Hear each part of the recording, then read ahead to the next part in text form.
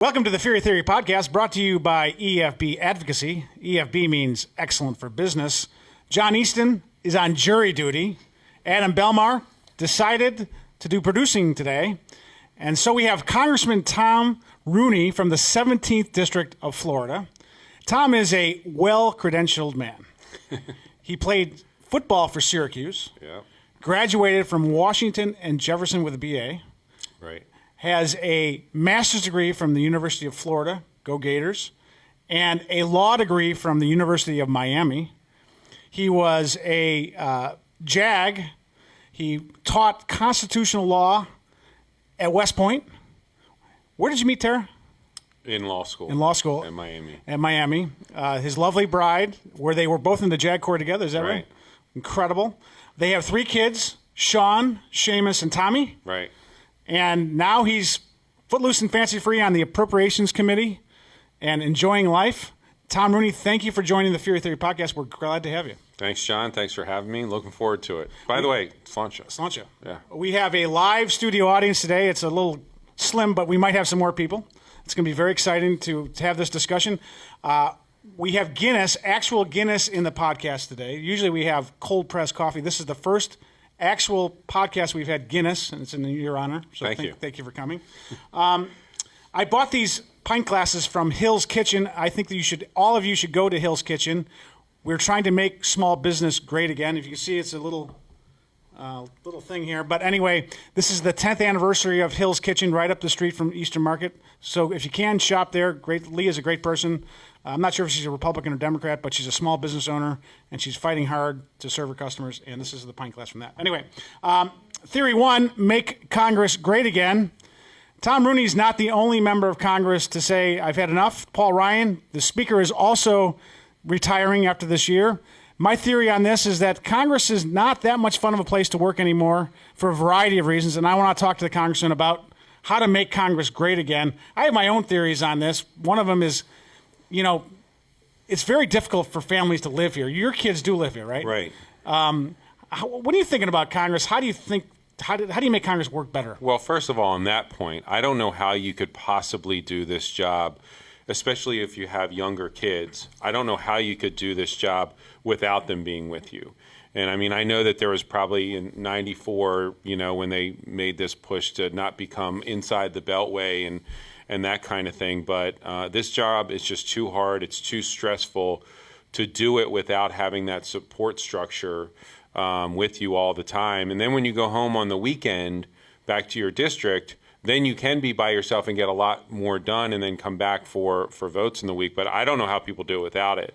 But just, on a big picture stuff, we are doing appropriations markups, which is basically like writing the appropriations for all the several bills right now. We do this every spring and into the early part of the summer, and then it's supposed to go to the whole House floor. And then after it leaves the House, obviously it's supposed to go to the Senate. It never works like that. I mean, we do it, the Senate does nothing, and then we get to a point where we have to do something because there's a government shutdown. We don't do it then, we'll do a continuing resolution, and then we'll get to the point of Christmas, whereas if we don't do something, we're going to be here over Christmas. It's the same old broken record. So what would really be nice, and I think would help a lot of members decide that they're making a difference, which hopefully that's why we're all here, is that we do our appropriation bills, which is how we spend the money. Right. We do them on time. The Senate does theirs. We come together, we pass it so we don't have to do a continuing resolution, and they're signed by the president, and we can go home to our districts being like, see all the great things we did with your tax dollars. We're working for you. Instead, we go home, we're like, well, we're, might be shutting the government down, right. Sorry. But that would be a big boost for morale, is just doing things the way you're supposed to do them. Now, part of the problem, and I'm a House guy, part of the problem is the Senate doesn't have the rules to allow for a simple majority on those appropriation bills. I think that'd be an easy thing to do. No matter who's in control, just let the Senate do its job. Yeah, I get the argument to protect the minority, but it's been so tempting these last couple years where they've had the majority to just say, the hell with it. Let's get what we want to get done now, and in the future, deal with it then. But we've had hundreds of bills sitting over in the Senate just not being voted on. I've got a couple that I'd actually like to see signed into law, and they're easy ones. But they just don't do anything over there unless they absolutely have to. And I think a lot of the reason is just what you said, is because, they need to get 60, and they don't try if they don't. So the budget process, I think, is broken. I think that if you think about, you go through this whole situation where you pass this budget resolution, it's not signed by the president, so there's no real agreement to it. Right. And then you have to go through another process where you have all these bills done. And my own view is, if you get a 2-year budget process, maybe do authorizations first and appropriations second. It might be a better way. But let's talk a little bit about also, the recesses and how much time members are here. It seems to me that members come in on Tuesday, leave on Thursday, and they don't really get a whole lot of work done. Yeah, there's a lot of emphasis, and then we have a week off a month, right? Which district work period, right? And then we have August off, and in an election year like this, we'll have most of October off. So, I mean, right there, you're talking about very limited time here, and there's been a lot of times where I've been told that we're not going to finish all the appropriations bills because the August recess, and we're just not going to have time, so we're going to do a CR in September. It's like, well, we got 4 weeks right here. I think it was last year or the year before, we had 4 more bills to go. And I was told by leadership we need a week to do each bill. I'm like, well, there's 4 in August. Yeah. So, of course, I was laughed at, and we left, and we didn't do those bills. And when you do a continuing resolution, you're just basically punting last year's money to this year, which you can't run your house that way. You can't run a business that way. The budget numbers don't work. And so it's not fair to the American people. But you're right. I mean, if people would just say, I'm bringing my wife and kids, or bringing my husband and kids to Washington, and we're going to be up there most of the time, and we're going to get the people's work done, I don't think anybody back home would be like, well, I'm not seeing you enough. Right. I know some people are like that, and some people are needy that we don't see you enough and those type of things. But I think by and large, you're like, well, you elected me to go to Washington, and that's where I am. But who knows? I think that, there's a whole host of reasons. You talked about Paul leaving, and part of it was me, and the same reasons with children and sort of running out of time with kids at home. Our kids are kind of on the same track. But, I heard or read an article last week by Arthur Brooks from AEI, who was basically saying, one of the problems now with politics is you don't win if you don't obliterate your opponent. Yeah. It's no longer just saying, like, it's Coke versus Pepsi, and I'm Pepsi, and I want to beat Coke because I've got better ingredients, or I cost less. It's I want to obliterate Coke so it no longer exists. Yeah. And so that's where we are in politics, too. It's no longer my conservative ideology is better than your liberal because these ideas are better than yours. It's that, if I can't completely wipe people that disagree with me off the map, then I fail. Trey Gowdy said it perfect when he announced he was retiring. He said, only in this job does a 99% equal an F. And that's true. And that weighs on you all day long, every day, to the point where you're like, it's almost impossible to succeed that way. So I've talked to members who are really affected. I talked to one member in particular, really affected by social media. And what he told me was, what social media does now is now people think they can act like that we're on social media, and I think the fact of the matter is that people have to understand how to be nicer to one another, and in person. I mean, and social media gives people like license to say whatever they want, and I think if you're a member of Congress, people forget that members of Congress are people too. Yeah, and I mean, they want you to have a spine and not take everything so seriously. The only other profession I could probably, and I'm not saying that we're in the same league, but the only other profession I've seen that takes as much shit as we do, I don't know if I'm allowed to swear on this podcast, sure. but It's PG, but is professional athletes, where like it doesn't matter how good you are or how much you help a team or a city or charity or goodwill. If you have one bad game, there's 30 idiots out there that know everything, and so they can tweet or write something on Facebook. We actually did a poll on our Facebook recently on our official Facebook asking, would the world be better off if Facebook didn't exist? Yeah, what does it say? And I didn't remember what the results were, but it was interesting reading the comments that most people were basically like, yeah, it would be better if we never had Facebook. That people would actually have to either call you on the phone, write a letter, or email you, or actually have to talk to you, to your face. When I used to be running for re-election and do town halls or debates, you'd hear people that would say certain things, and then you'd go see them in person, and you immediately would fire back, and they'd immediately back down. Right. It's like you remember the guys in high school and college. Right. Yeah, as soon as you stand up to them, they immediately back down. So that's, I think, what a lot of these people are. But it does have an effect. I mean, you're only human, like you said. And and I think it has effect on the entire family. Yeah. I mean, it has effect on the kids. It has effect on the spouses.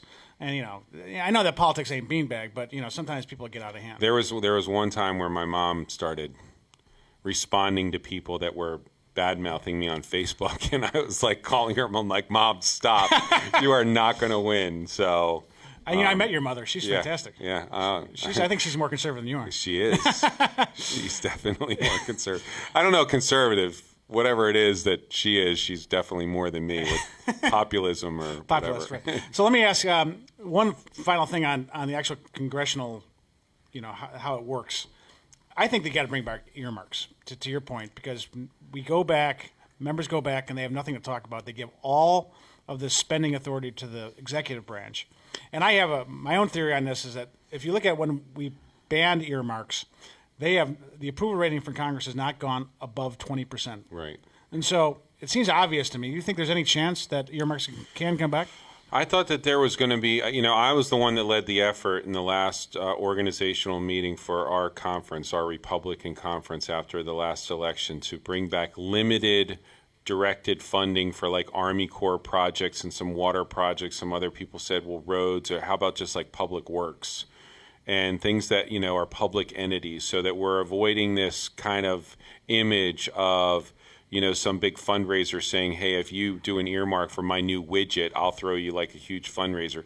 Just get rid of all of those private things and just deal with like public works, Army Corps projects, the things that are in your district that those taxpayers that send you to Washington expect you to bring their tax dollars back home to fix things like that. Right. And, in my district, I've got some beach line on the Gulf of Mexico that, obviously, like there's erosion. Is that in Boca? It's not in Boca Grande. It's up in Manasota Key, which is just north of Boca Grande. Okay. And literally there's condos about to fall in the ocean. So these people are like, what are you doing? Right. Because this is an Army Corps issue, which is a federal issue. And we need to get more sand on the beach renourishment, which people in Idaho don't give a crap about. Right. But they got their own issues in Idaho. This is my deal. And I'm not allowed to tell the Army Corps to do this because that's an earmark, which is ridiculous. Yeah. So I had the votes. Leadership asked me to withdraw it because of the whole drain the swamp thing, which is funny because you said we give the power to the executive branch, which a lot of people, if you think about it, would say that they're really the swamp because they're the unaccountable bureaucrats that don't stand for re-election. We have to stand for re-election every 2 years. And so the swamp, in my opinion, is them, not us. And if you don't like what I'm doing, then you can fire me in 2 years. But the best day for the whole earmark effort came with the president literally said to a bunch of members of Congress, I think you should look at a form of earmarks. I see Lindsay nodding very happily, yes. But a lot of the pros are saying that if you want to get along and if you want to get this country really rolling again, you have to look at a different form because this is obviously out of control. I think like a year ago, maybe even not even a year ago, that you guys worked a lot better when you did earmarks. And I think I said, here's a window. If the drain the swamp guy is saying that this is a good thing, then you can't give me that drain the swamp argument anymore for earmarks at least. Right. And so I thought that there was going to be a movement there, but there wasn't. I mean, don't forget, John, it's not a law that we don't do earmarks. Oh, I know. It's just a Republican policy. So we can change it if we want just by changing our Republican rules. And I don't think anything's going to happen until the next organizational meeting. And Paul's going to be leaving, and I know that, John Boehner was a big anti-earmark guy. So whoever comes in next, hopefully they see the wisdom of being able to go home to your district and being like, I got that funded. It wasn't, magic money. It was your tax dollars, but I fought for it and I got it. And oh, by the way, the fact that I'm on the Appropriations Committee and I have a little more seniority, so I was able to get more, that also should matter too. I think so too. Not some freshman that just comes in and isn't on the right committee and you're like, there should be a reward for being more senior, and there's just not anymore. And I think that's why people get frustrated and leave. I mean, Yeah. there used to be the game used to be if you stick around long enough, you gain seniority, you gain know-how, you can actually get stuff done for your constituents. Right. But now people big deal. would rather serve their ideology than their constituents, and that drives me crazy. Look, I'm set to be a cardinal next year. I know. And, Believe me. and there's a lot of people that are like, well, you're going to be a cardinal next year. Why are you leaving? I'm like, 'cause what difference does that make anymore? Well, that's the problem when all these omnibus bills come through Yeah. and the leaders run them. Right. All right, let's turn to the next theory, which is the Sunshine State. I think Florida continues to be one of the most fascinating political states there is because you got Cuba and then you got Dixie, and then in between is your district. And you got a really interesting race for the Senate. You got an interesting race for the governor. You got a lot of other really interesting races. Tell me what's going on in Florida. Well, I think that Bill Nelson in the Senate race is going to have the hardest challenge that he's had in a long, long time. I mean, he's got our governor, Rick Scott, who, especially after Hurricane Irma and all of his efforts, is hugely popular right now, probably more popular than he's ever been. And he's got very deep pockets as well. And he's also raising a lot of money, too. So, Rick Scott knows how to win. He knows how to make people nervous that are running against him. And I think that Senator Nelson's very nervous. And this might be one of the only places in the country, if you do believe in this blue wave theory, that a Republican might actually take out a Democrat incumbent. So that's my take on. I really do believe that Rick Scott's got a very, very good chance in a purple state. With regard to our governor, we have governor's race. We have Adam Putnam, a former member of Congress, currently. Great guy. Yeah, great guy. Great guy. I'd like to endorse him, but my endorsement doesn't. Well, I did. Okay, good for you. And so one of my mentors, when I first got to Washington, he was still here. And it's interesting. It's odd because Adam's actually younger than me, and I consider him a mentor. But that's just sort of how cerebral and mature and like deep thinking that this guy is. That he's not somebody that would fly off the seat of his pants. He's not somebody who would do something stupid. And he's lived and breathed Florida and Florida politics since he was in college. And so he's dedicated his life to public service of this state. If there is a poster child you could pin up on the wall of a personification of the state of Florida, it would be Adam Putnam. Right, I think and Adam Putnam wants to be our governor. On the other hand, there's other people that are running that I think that are running for other reasons, and governor's just sort of the next logical step for them. And it's unfortunate. I think that a guy like Ron DeSantis has a bright future. He's a really smart guy, good baseball player. But he, went to Yale and Harvard and all those places. And if you like that kind of thing, I don't care much for Yale or Harvard, frankly. Yeah, yeah. Adam's the University of Florida guy, so that's a good thing. But he's been in Congress for about 5 minutes, and he talks on TV a lot on Fox about foreign affairs. And I said in an article when somebody asked me about it before, I'm just like, I want to know how he's going to be our CEO. Right. I want to know what his views are on our public education system, on hurricane preparedness, on all the things that a governor is going to have to deal with. And he just doesn't talk about that stuff. He talks about, the news of the day abroad, or, things that you'd think you'd see more somebody running for the Senate would say. Right. So, but he gets on Fox News a lot, gives him a lot of free airtime, and I think he's about tied with Adam. So he doesn't do much in the state. I think his campaign has said that he campaigns on weekends because he's here, whereas Adam is working the grassroots really hard. So that'll be interesting. On the Democratic side, you have Gwen Graham, who is a former member of Congress, although only one term. Bob Graham's daughter? Her dad was a governor and senator. And then you have this guy named Levine. I don't even know his first name, but apparently he is very boisterous and he's all over the place, and he's a self-funder too, and he's getting a lot of time and press. And I don't know how he plays north of the I-4 corridor, but he's somebody that I think that the people looking at it on paper, like, oh, Bob Graham's daughter, who's a former congresswoman, has got the Democratic side. Well, she's not impressing compared to this Levine guy so far. So we'll see what happens with that. It's interesting to see what's happening to the Democratic Party, because they're having quite the ideological fight as well. Yeah, same as us. I think we had our ideological fight really a lot in 2010. I don't think Trump is that ideological. I think he's just kind of Trump. He's got his own. Yeah. He has new ideas every day and says a lot of stupid stuff. Right. But he's not particularly ideological.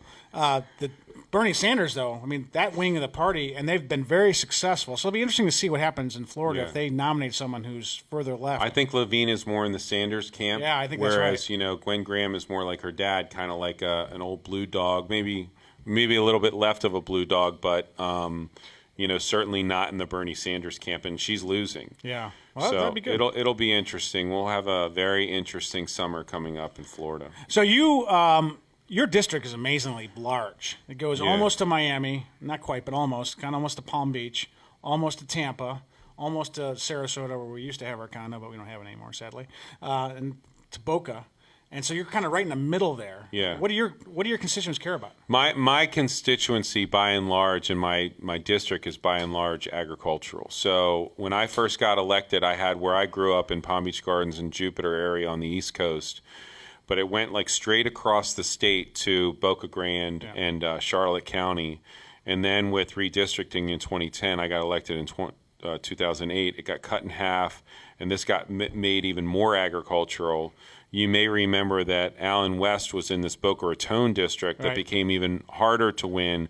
So he moved up to my hometown, and I moved west to the western half of my district, which was very Republican, so politically a lot easier to run for and win, but really agricultural. And I did not grow up on a farm. I grew up on a golf course. So the great thing about that district is the people, were basically like, you just do what we tell you to do, and we'll be good. I don't care if you're a farmer or not. And so I'm like, okay, I'm a blank slate. I'm going to do what you tell me to do. And I've done that, and I've become sort of a minor expert in orange juice and beef cattle and sugar cane and things like that. So it's been a great experience and great people. I do have a lot of retirees, obviously, on the coast.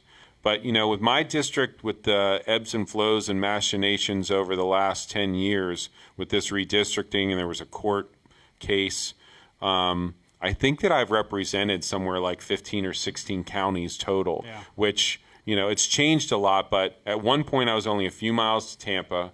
Like you said, I almost had North Fort Myers. I had Wellington, almost had downtown West Palm Beach, almost now with Polk County go all the way up to Orlando. So I'm like this big blob right in the middle of the state. But if you drive through it, it's just all orange groves, beef cattle. You'd be surprised if you go west of 95 or east of 75, when you leave the condo commandos on the coast, how much agriculture there is in Florida. It's our third biggest driver of our economy. And it's probably pretty conservative, right? Yeah. And they probably easy to win. Easy to win. It was like an R plus 15, which... And they're going to miss you because you were a senior member, soon to be cardinal. Yeah. Someone very influential. Your members, your colleagues loved you, and they're going to miss you. So well, I know that's how it goes. But it's great because now that I'm leaving, I'm getting all these awards from these groups. I don't know if they'd give them to you if you're still a candidate. They're very careful not to look like they're showing favoritism, but it's been really great, which I might not have gotten if I was still running. So it's good for the ego. Well, we all need that. Theory 3, when Irish eyes are smiling. Congressman, I want to show you this ad that we produced here at EFB and get your reaction to it. On behalf of the people of Ireland, I'd like to thank the American Congress for failing to reform your tax code. The corporate tax rate is 35%, the highest in the world, almost 3 times the Irish rate. So, for creating jobs all over Europe. Sláinte. So, Congressman, we did pass that tax cut. You voted for it. Yeah. It's been good for Ireland, good Yeah. for America. Probably not good for Ireland, but certainly good for the United States. What did you think of that accent? I thought that might be Dublin. Well, it was an American guy who did Really? it. Yeah, Probably Dublin, Maryland. probably Dublin, Dublin, Maryland. Maryland. He's good though. He was pretty good. I will say that ad got on the front page of the Irish Times, and the Irish absolutely hated his accent. And you know how They could pick it up that it was fake? they could pick it up as fake. So, talking about Ireland, your uncle was ambassador to Ireland. Right. Did you ever get a chance to stay at his? I didn't, but a really cool one of the highlights of my time in Congress was I was on a CODEL with Kevin McCarthy, who's our majority leader, and we were in Russia. And on the way back, we had to refuel in Dublin, and we had a few hours. And I said, Kevin, it would be really great if we could go see my uncle. Right. And I'm a member of Congress. He's an ambassador. So we got in the car and we went to his residence, and he had tea for us.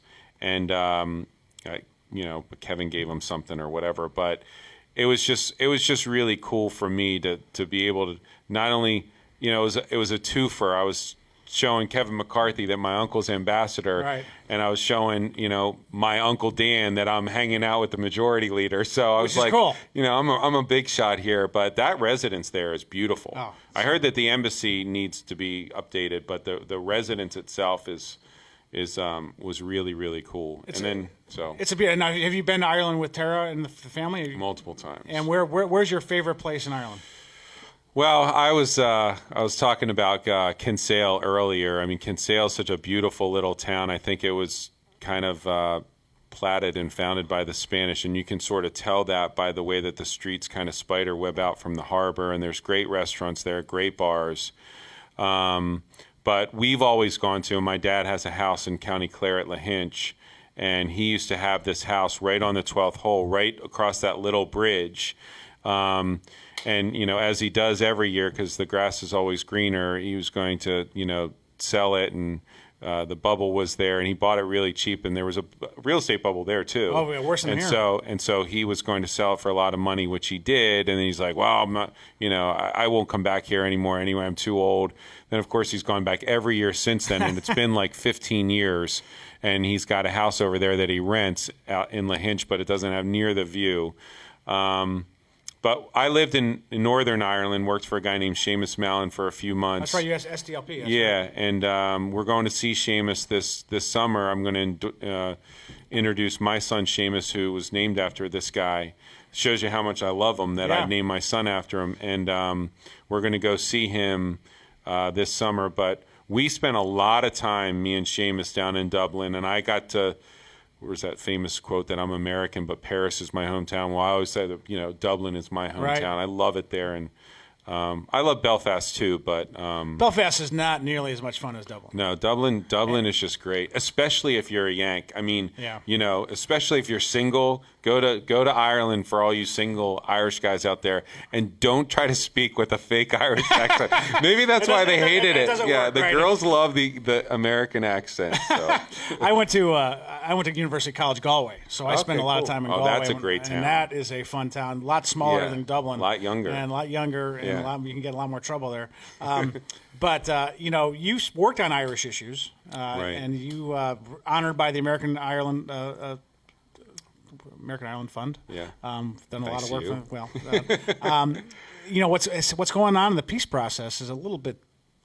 It goes back and forth, a little touchy right now. Yeah, we've had some meetings, especially over that St. Patrick's Day week, where a lot of the delegation come over from Ireland from both sides, and the North, the South, the Protestants, the Catholics, and that they're having some issues with a few different things.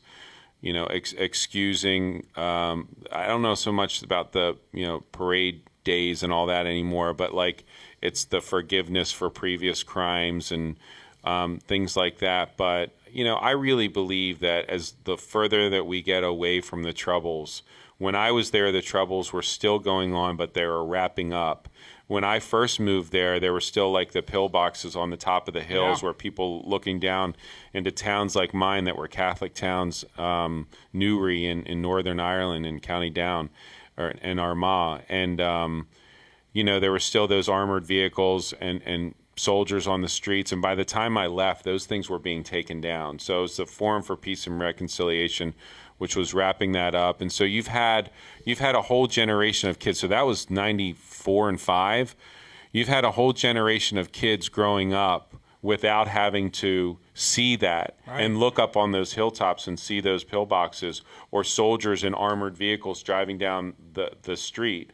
I have an intern here with me that was born in 99. So if she was born in Northern Ireland, she would have grown up without that ever happening. So that coming back would be very foreign to a lot of people there. And that's a good thing. The further we can get away from that, you have groups popping up that claim to be sort of like, the IRA or the real IRA or whatever these offshoots are. But they just, I think, look more and more like little individual terrorist groups than fighting for some cause. And so we do got to get to the point, though, as an Irish Catholic myself, where, we abide by, these agreements, and it's someday there will be a vote of self-determination, and the people of the whole island and the North will get to decide whether or not it's a unified Ireland or not. And that remains to be seen.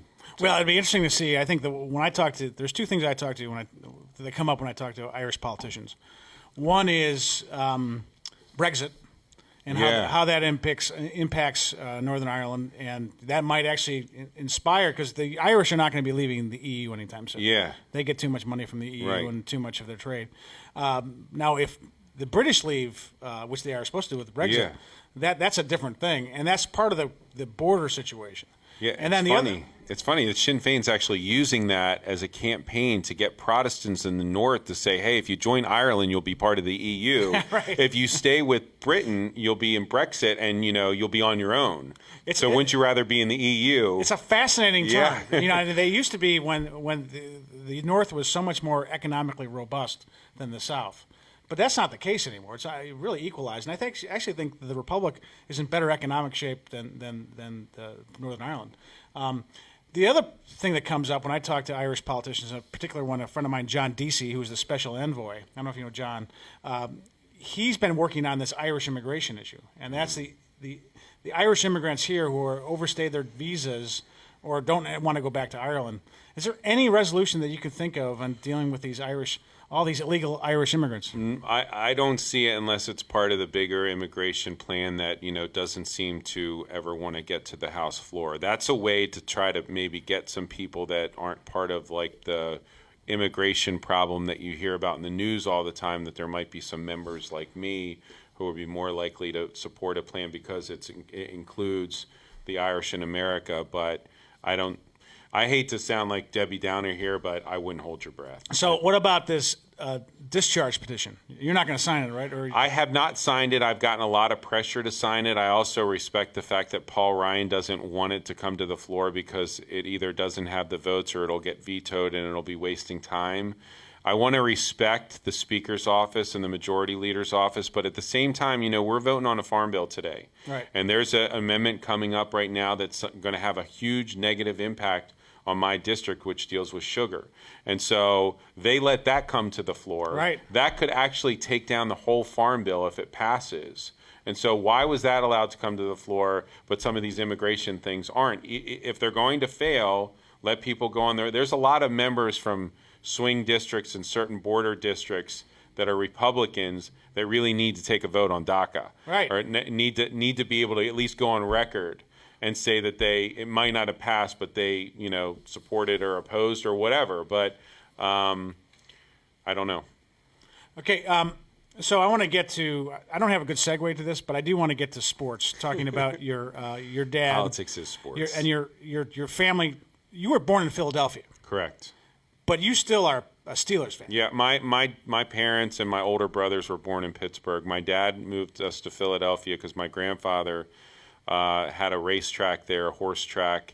My other uncle moved his family to New York because they had Yonkers racetrack.